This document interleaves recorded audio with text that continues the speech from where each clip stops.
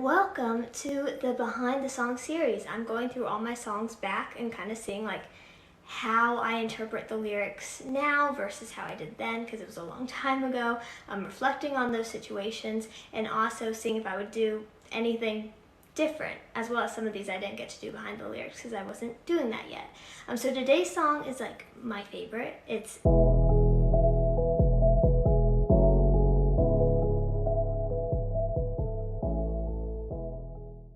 Against Us. It was one of the first actual sad songs I wrote, because even though a lot of my songs were angry, this was a very sad one. And basically I remember the situation very well. It was about the first time I ever liked a guy and he liked me back, and so that's hard to find.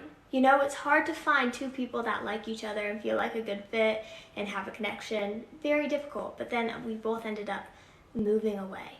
So it was very difficult and made me sad, and it turned out it's true with long distance relationships. The odds were against us. Tried to make it work. He moved on with somebody else. Yeah. Verse 1. It makes me so sad to think about how we were. I wake up so mad 'cause now it's all just a blur. So I have this fascination with the idea of the fact that you have really good memories in life, but then they turn bad and they turn bittersweet. I very much have a passion for bittersweet, because I find it very interesting how you can have the best day of your life, but something happens with that person, something happens and suddenly it makes you sad to think of something that made you so happy.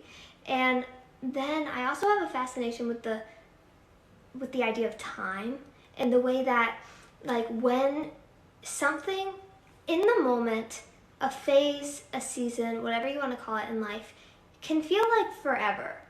It really can. It can feel like forever. It can feel like years, and it's always going to stay the same. And then suddenly everything changes and you don't even remember what that was like. You don't, I had a difficult time because I was so young now then. I have a difficult time really remembering our conversations and fully what happened, because it was just a phase in time. But at the time it felt like it was going to be forever. Pre-chorus. You say you're still saying touches and on that way. I reread your text and I got nothing to say. So yeah, it was that thing where you're gonna stay in touch. It was that cliche thing. And it's you never want to be a cliche, but sometimes the cliches just happen. And it was that cliche of when we first left, we were talking every single day. Every single day. We even talked up to 2 years after.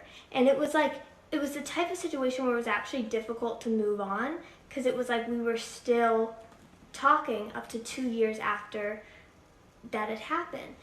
But then, everything turned so monotonous and turned very just nothing. There was nothing to say. It was hey, how are you? How was school? Hope you had a good day at school. Oh, well, I have these friends, but there's no point in talking about them because you don't know them. And then I was well, I have no friends. It was not a very good conversation. Yeah. Yeah. And then, oh yeah, end of the pre-chorus. I laugh thinking about your name to get through the pain. So this is another thing that I'm fascinated about, which is laughing and smiling when you're in deep pain. And I think it's so interesting. I wrote about this a lot in my newest song, Cake, because literally not that long ago, I was in the most depressed place I'd ever been in my life, and I don't think I'd ever laughed so much in my life. I know that probably doesn't make sense, but I was in so much pain. It was just life is so bad. Isn't that funny? Oh, well, I should just die.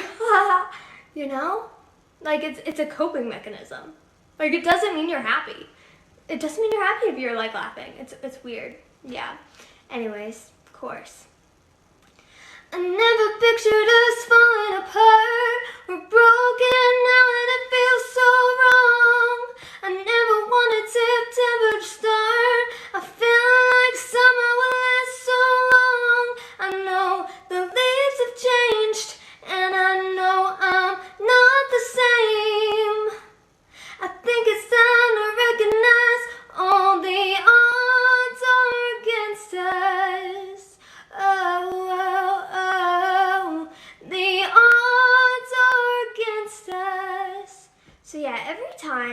every summer, I have that existential dread for the fall. And I'm just like, oh my gosh. No, no, no, no, no, no, no, summer forever, summer forever. Summer is my favorite season. I always want it to be summer forever.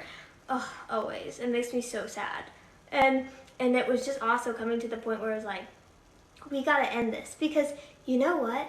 Maybe he was fine. Like, sometimes, like, I don't like gender stereotypes. I hate them. I don't believe in them. They're dumb.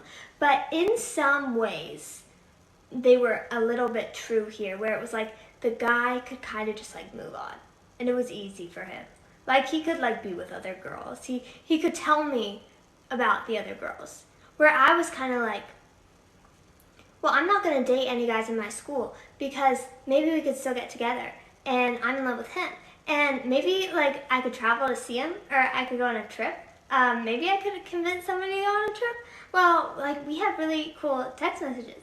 So like, I think something's still going to happen. And then I didn't date anybody. I wasted my best years. Whatever, it's fine. Verse 2.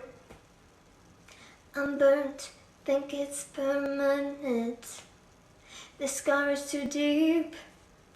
We weren't meant to be, you were a secret I couldn't keep. So that's the interesting part, because I made this whole like secret, like 2-year internet relationship, like a secret from anybody. I did not tell a soul. I did not tell anybody. I was like, nobody's gonna know. This is for me. Because like, I don't need people to ask me why I'm not dating anybody, because then they're gonna act like I'm crazy, or like, why are you dating a guy who lives across the country? That's dumb. Yeah, it kind of is dumb.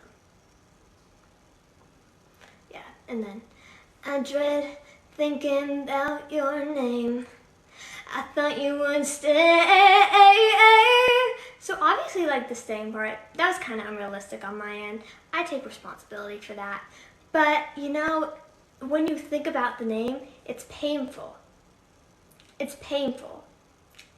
When you think of even though I didn't do anything wrong, but even though, like, we're done, we're not talking anymore, it's painful. When it's just gradual, and it leaves, and you think you have something, and it turns out you don't. I hate that. I hate that, when you think you have something and you don't. Yeah. So those are the lyrics for Against Us. But there is something that I would change about the song. I would add, if you know me, can you guess? A bridge. Because this song was originally a song called Fall that I wrote in the summer, and then Against Us I wrote after the aftermath of the relationship, but it's the same like kind of melody and vibe, and that had a bridge, and I really wish that that bridge was in the song, but it's not. Sad. Those are the lyrics.